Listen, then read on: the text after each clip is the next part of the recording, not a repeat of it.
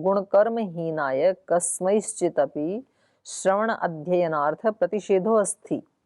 गुण कर्म से जो हीन है वो चाहे फिर कोई भी क्यों ना हो, कस्मैश्चिदपि, चाहे वो ब्राह्मण कुल में भी क्यों ना पैदा हुआ हो, तो उसका श्रवण अध्ययनार्थ प्रतिषेधो अस्ति, तो वो इस ब्रह्म विद्या का श्रवण या अध्ययन नहीं कर सकता है, उसके लिए प्रतिषेध है। जैसे श्वेताश्वतर उपनिषद का प्रमाण दे रहे हैं, ना प्रशांताय दातव्यम ना पुत्राय न अशिष्याय वा पुनः। श्वेताश्वतर उपनिषद में कहा कि ये ब्रह्म विद्या किस किस को मत देना, कौन कौन इसका अनधिकारी है। अप्रशांताय न दातव्यम, जिसका चित्त प्रशांत नहीं है उसको ब्रह्म विद्या मत देना, क्योंकि ब्रह्म विद्या को सुनकर के भी उसका चित्त शांत तो होगा नहीं, और फिर वो उसको बदनाम करने वाला होगा। लोग क्या कहेंगे, देखो इन्होंने ब्रह्म विद्या पढ़ी है और इनका हाल देख लो एक बार, इनका चित्त कैसे रहता है, अप्रशांत।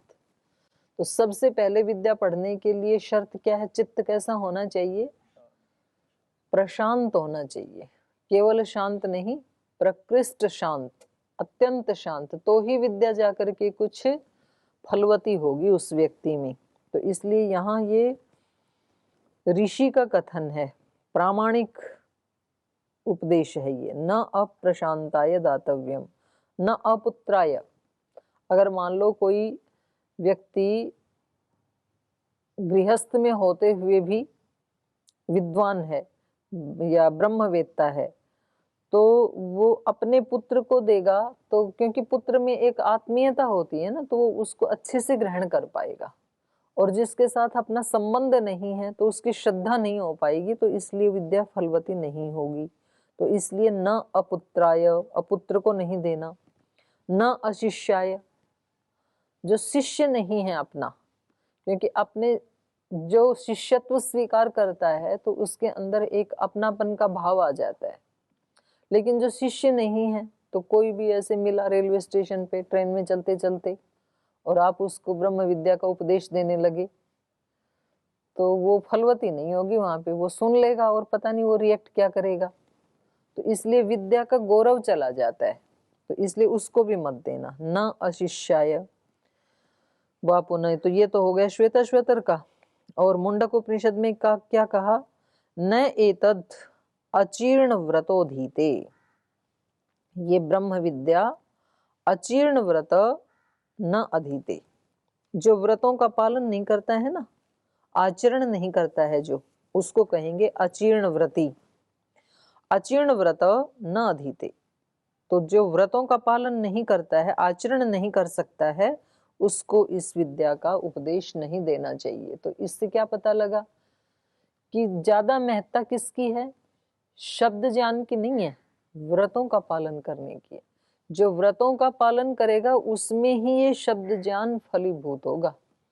जो व्रतों का पालन नहीं करता है, तो ऐसा व्यक्ति कितना भी शार्प माइंड भी क्यों ना है, तो उसमें भी वो विद्या फलवती नहीं होगी।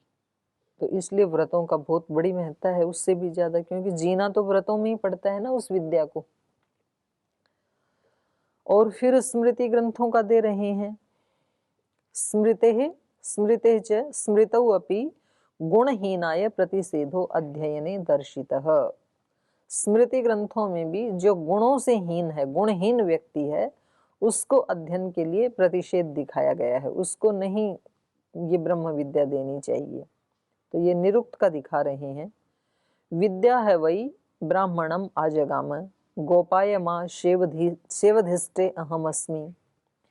विद्या जो है वो ब्राह्मण के पास आई, ब्राह्मणम आजगाम, और उससे बोली गोपाय माम, मेरी रक्षा करो, गोपु रक्षणे, सेवधिष्टे अहम अस्मि, मैं तेरी निधि बनूंगी, तेरा खजाना बन जाऊंगी, तू मेरी रक्षा करेगा। तो ब्राह्मण की निधि क्या है, विद्या ही उसकी निधि है। जैसे धनवान व्यक्ति का धन निधि होता है, तो बोले तुम मेरी रक्षा करो और मैं तुम्हारी निधि बनूंगी। कैसे करे रक्षा, तो बोली असूय काय अनृज्वे अयताय न मां ब्रूया वीर्यवती तथा श्याम। आप ऐसा करना, असूय काय न मां ब्रूया, जो निंदक है उसको आप मेरा उपदेश मत करना। जो चुगलखोर है, निंदा करता है, तो जो दूसरों की निंदा करते हैं वो व्यक्ति विद्या के अधिकारी ही नहीं है, क्योंकि चुगली करने वाला, निंदा करने वाला बहुत बड़ा एक पाप अपने चित्त में एक संचित कर रहा है। दूसरे के दुर्गुणों का, दोषों का किसी दूसरे के सामने कथन करना, या कोई छोटा सा दोष लेके उसको बड़ा बना करके निंदा चुगली करना किसी की, ये बहुत ही बड़ा महापाप माना गया है।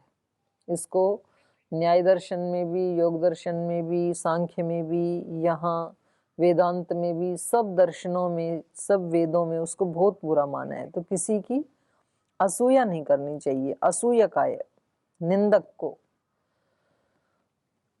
असूयकाय अनऋजवे, निंदा करने वाले व्यक्ति को कभी मत देना, क्योंकि वो इतनी सारी गंदगी जब सबकी बटोर बटोर के अपने अंदर डाल रहा है तो उसका अंतःकरण कितना अशुद्ध हो जाएगा। जैसे कोई व्यक्ति जहां जहां कहीं कूड़ा कचरा है वहां वहां से बोरे भर भर के लाई और अपने कमरे में डालता जाए, तो उसका कमरा कैसा मिलेगा? तरह तरह के कचरे से भरा हुआ मिलेगा ना, अनेक प्रकार के।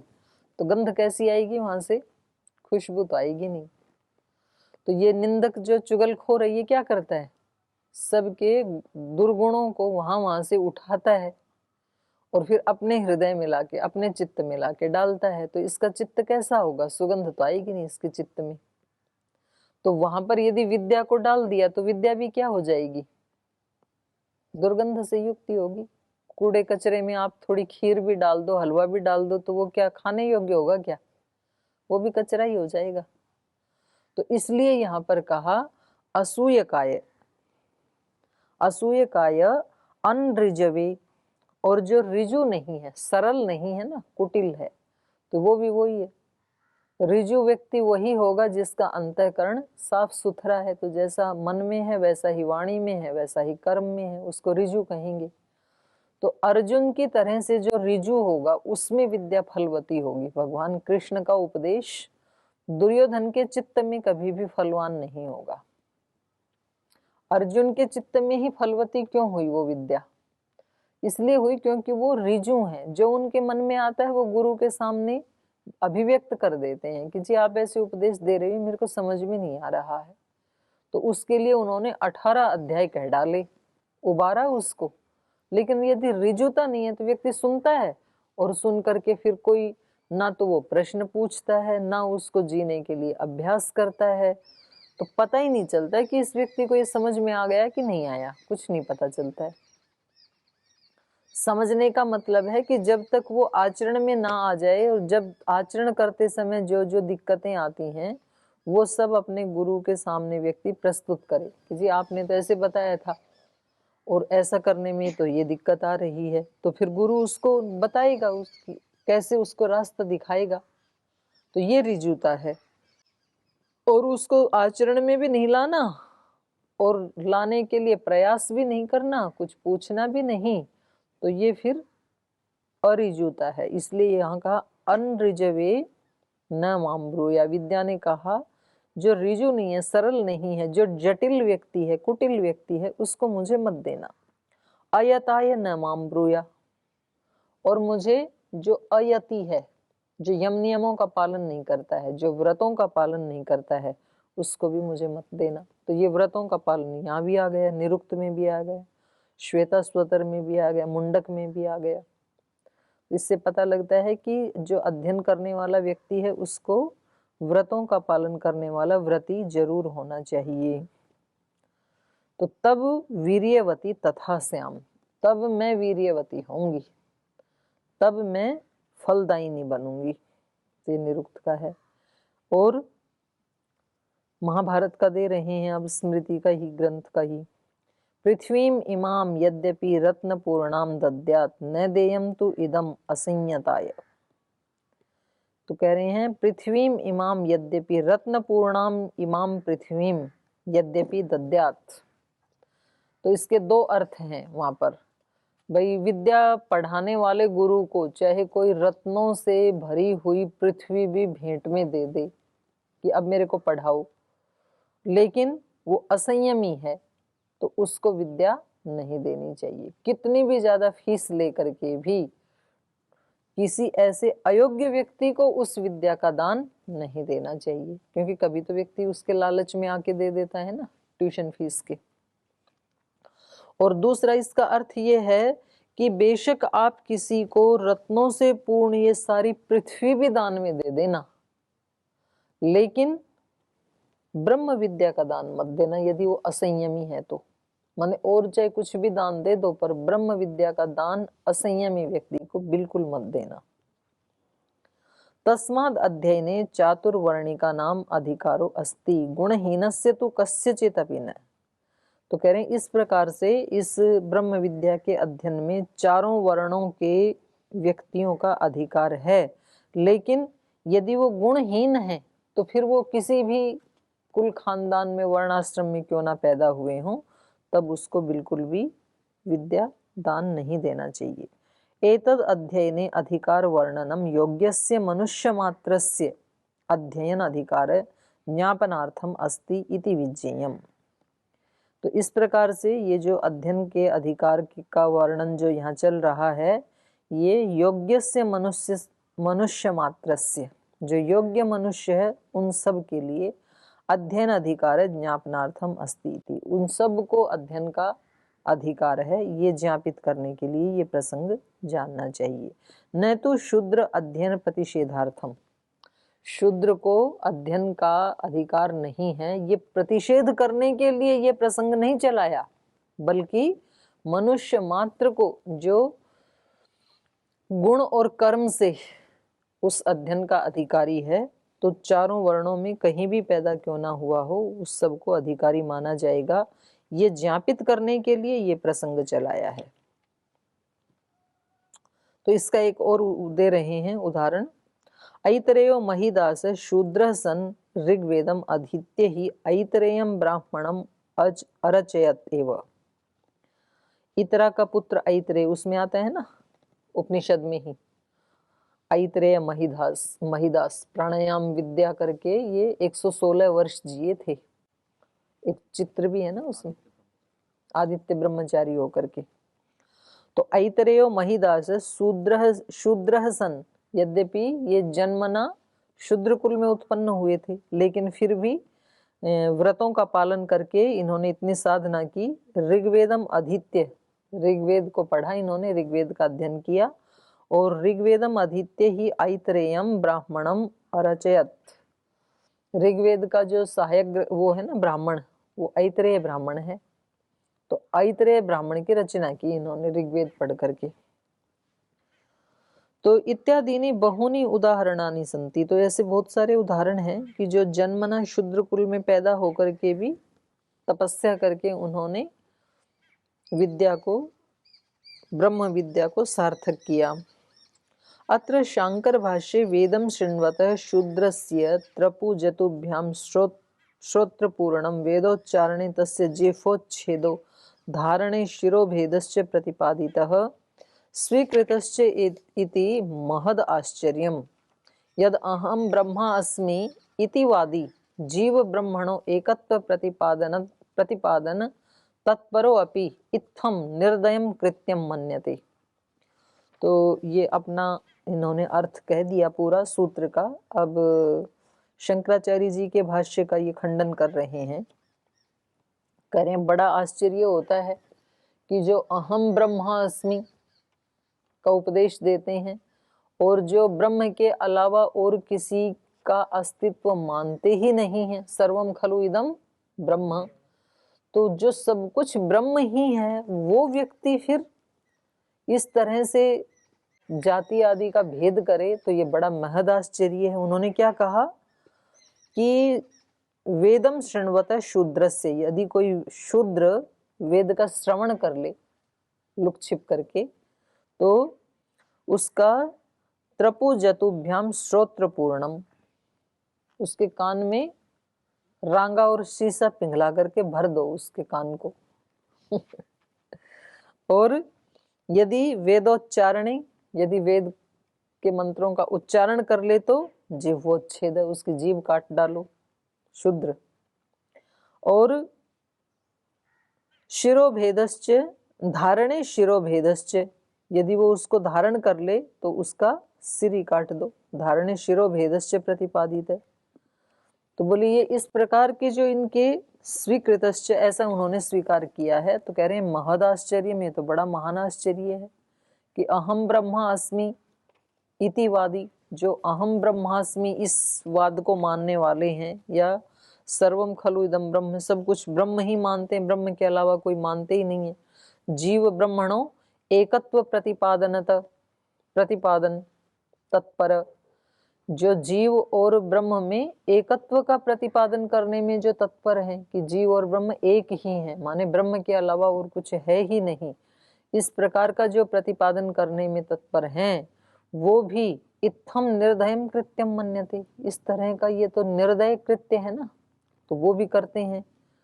तो कह रहे हैं इस प्रकार से तथा सूत्रकारस्य व्यासस्य मुने सिद्धांतो अस्ति इति च प्रत्यपादयत सोपि सूत्रकारः कलंकित है। और ये कृत्य भी कैसे करते हैं? व्यास ऋषि का नाम लेकर के।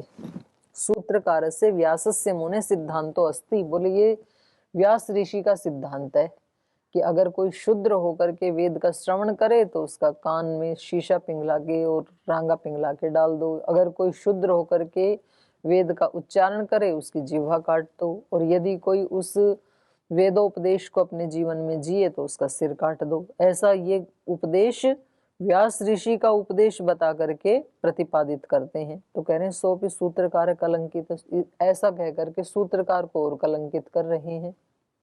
न चैस शिष्टाचारो यश्च शंकराचार्येण प्रदर्शित, ये शिष्टों का आचरण नहीं है जो उन्होंने प्रदर्शित किया है, ये आचरण शिष्ट लोगों का आचरण नहीं है। स खलु वेद विरुद्ध शिष्ट विरुद्धश्च, ऐसा आचरण वेद के भी विरुद्ध है और शिष्ट जनों के भी विरुद्ध है। विद्याध्ययने प्रासंगिको अधिकारान अधिकार विचार समाप्त पुनः स एव परमात्म विषय प्रस्तुयते। तो ये बीच में आ गया था कि भाई किन किन वर्णों को विद्या का अधिकार है, विद्या पढ़ने का, ये प्रसंग आ गया था।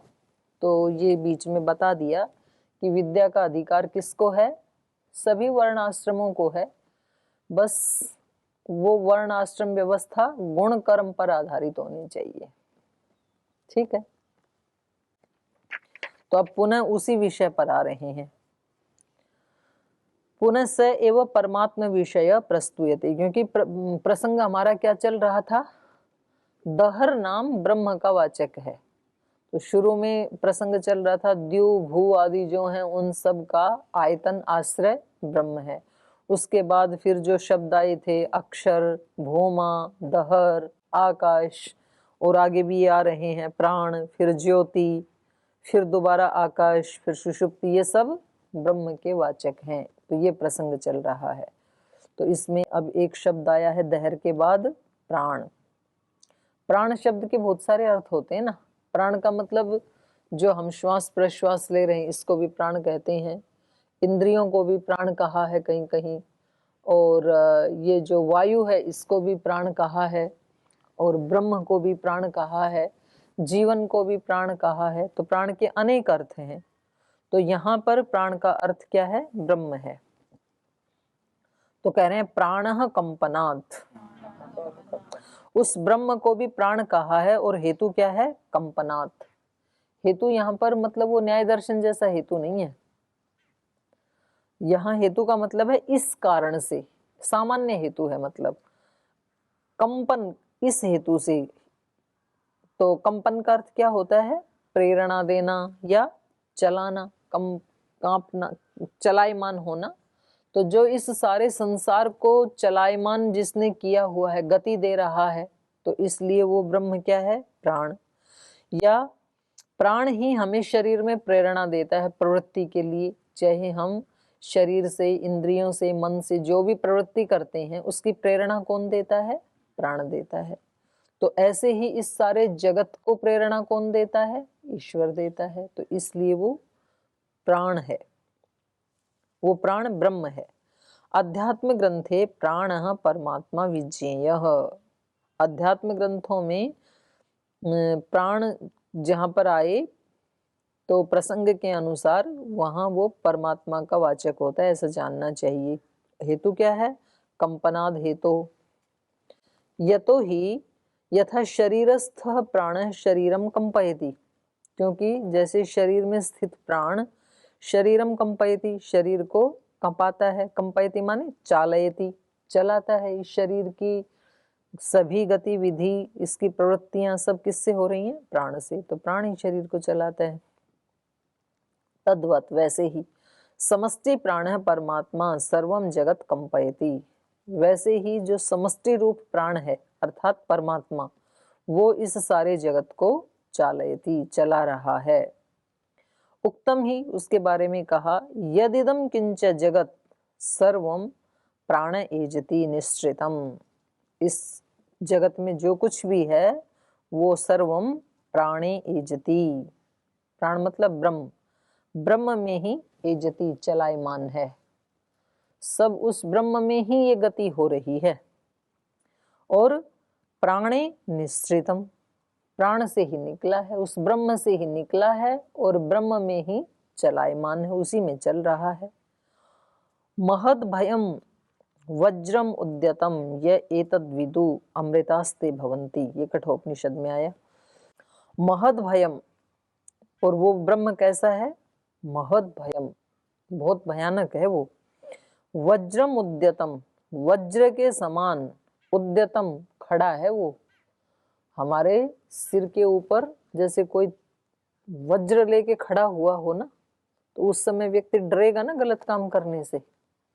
तो ऐसे परमात्मा हर समय वज्र की तरह से, कठोर वज्र की तरह हमारे ऊपर खड़ा हुआ है। यह एतद् विदु, जो ऐसा जानते हैं कि हर समय कोई देख रहा है, खड़ा है कोई सर के ऊपर, ऐसा जो जानते हैं, अमृतास्ते भवन्ति, वो तो अमर हो जाते हैं, क्योंकि वो उसके भय के कारण कोई गलत काम करेंगे नहीं। गलत काम व्यक्ति कब करता है?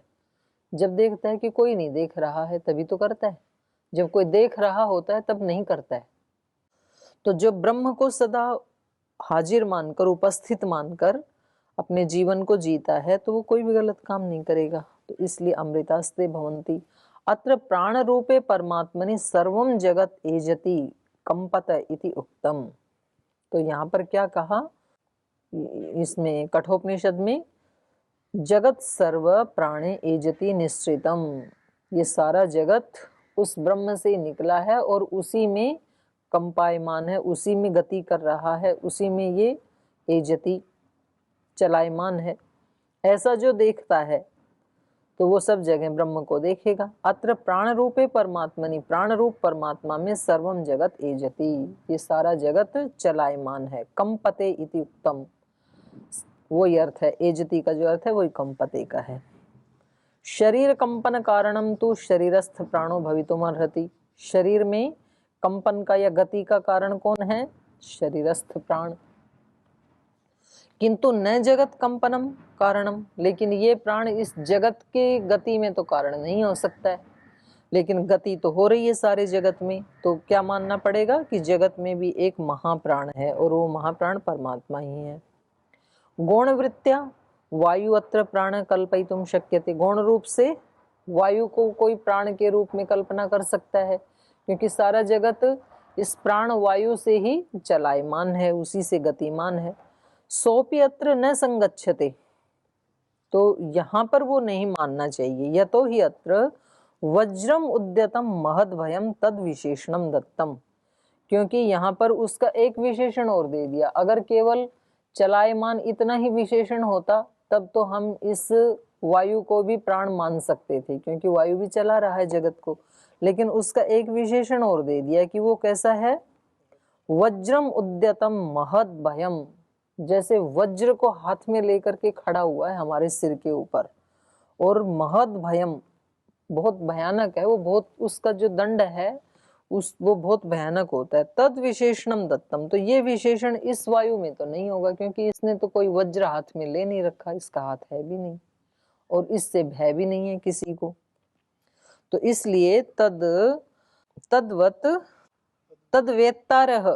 तद्वेत्तारश्च अमृता भवन्ति, उस वज्र में, वज्र को हाथ में लिए हुए जो खड़ा हुआ है, ऐसे ब्रह्म को जो जानने वाले हैं, उसके जो वेत्ता हैं, वे अमृता भवंती इति च उक्तम, ऐसा कहा है। क्योंकि इस प्राण को तो सभी जानते हैं, पर वो जो प्राण रूप ब्रह्म है उसको कोई कोई जानते हैं, कोई कोई उसको फील करते हैं, तो वो कोई दोष करते नहीं है और फिर वो अमर हो जाते हैं। तो इन विशेषणों से पता लग रहा है कि जहाँ का ये प्रमाण दिया है वहां पर प्राण शब्द ब्रह्म का वाचक है।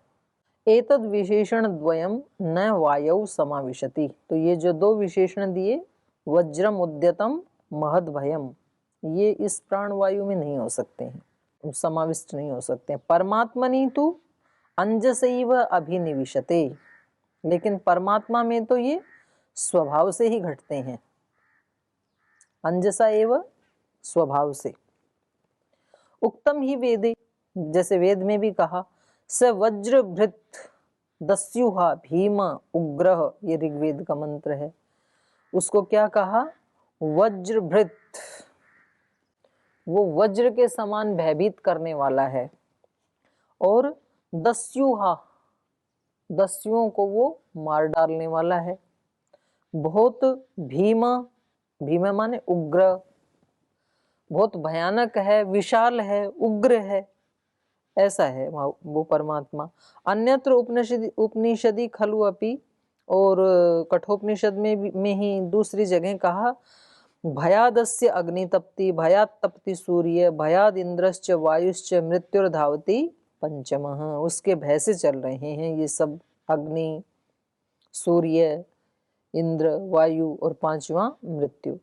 परमात्मनम ज्ञात्वा अमृतत्व प्राप्तिरपि भवति, और उस ब्रह्म को जान करके अमृतत्व की प्राप्ति भी होती है। ये यजुर्वेद में भी कहा, वेदा हमेतम पुरुषम महांतम आदित्यवर्णम तमसः परस्तात् तमेव विदित्वा अति मृत्युमेति नान्या पंथा विद्यते अनाय।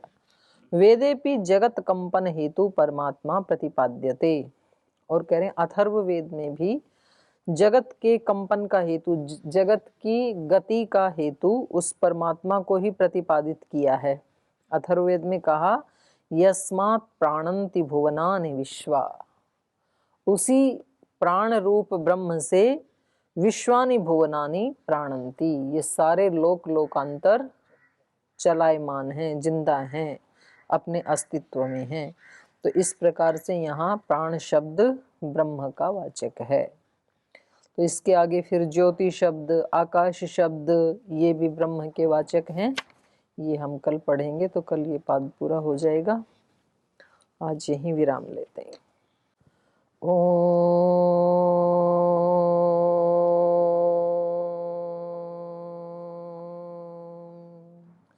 शांति शांति शांति। श्री गुरुभ्यो नमः।